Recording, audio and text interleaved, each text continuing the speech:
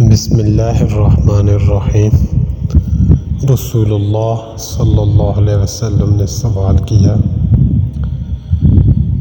کہ تم مفلس کسے کہتے ہو؟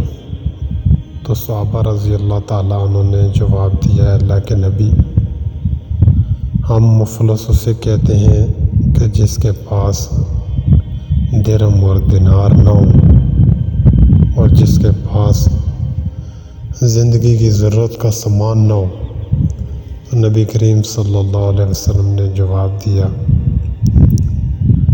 کہ ہماری امت کا مفلس وہ شخص ہے جو قیامت کے دن نماز، روزہ، زکوٰۃ اور بہت سے اعمال لے کر آئے گا، لیکن اس نے دنیا میں